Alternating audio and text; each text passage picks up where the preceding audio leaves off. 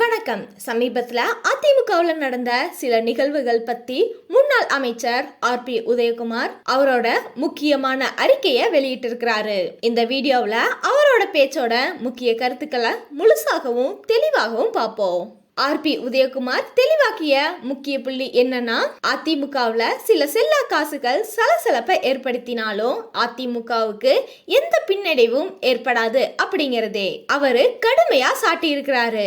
2 பெரிய தலைவர்கள் கிட்ட இருந்து விலாசம் பெற்ற சிலர் கூலிப்படையா மாறி இருக்காங்க அப்படின்னு சொல்லியிருக்காரு. ஒற்றுமை அப்படிங்கிற பேர்ல புதிய கோஷம் எழுப்புறவங்க உண்மையிலேயே செல்லா காசுகள் தான் அப்படின்னு கடும் சொற்கள்ல கண்டிச்சிருக்கிறாரு.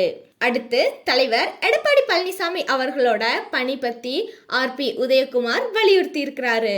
தமிழ்நாட்டை ஒரு குடும்பத்தோட கட்டுப்பாட்டுல இருந்து மீட்டெடுக்க தலைவர் இபிஎஸ் ஒரு எழுச்சி பயணத்தை நடத்தி வர்றாரு.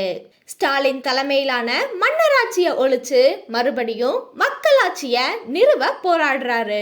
சாமானிய மக்களோட உரிமைக்காக போராடும் ஒரு தன்மான தலைவர் அப்படின்னு அழுத்தம் கொடுத்து சொல்லியிருக்காரு.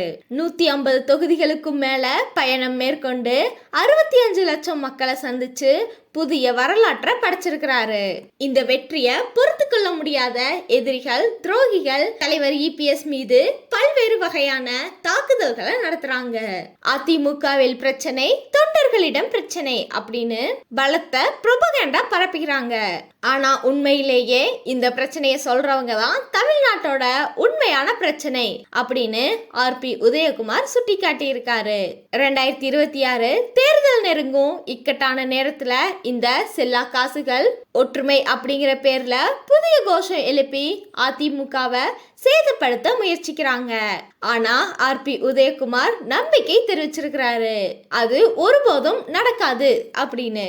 இப்ப எல்லா தொண்டர்களுக்கும் ஆர்பி உதயகுமாரோட அழைப்பு என்னன்னா, இன்னைக்கு தாயில்லாத பிள்ளையா நம்ம இருந்தப்ப தாயா நமக்கு கிடைச்சவர் தான் எடப்பாடி.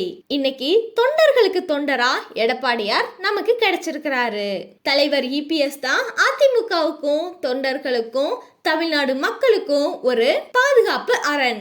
சர்வதிகாரிகள் மற்றும் கருங்காலிகள் அவரை தாக்கினாலும் வரலாறு எப்போதும் சர்வதிகாரிகளை வீழ்த்தியே இருக்குது.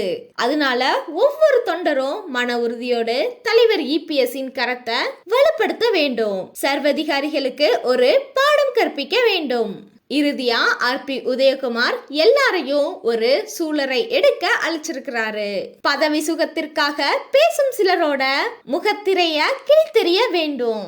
2026 ஆண்டுல தலைவர் எடப்பாடி பழனிசாமி தலைமையில அம்மா ஜெயலலிதா அவர்களோட ஆட்சி மறுபடியும் மலர்வதா, அண்ணா அவர்களோட பிறந்த நாள்ல நாம எல்லாரும் சூழலை எடுக்க வேண்டும் அப்படின்னு சொல்லியிருக்காரு.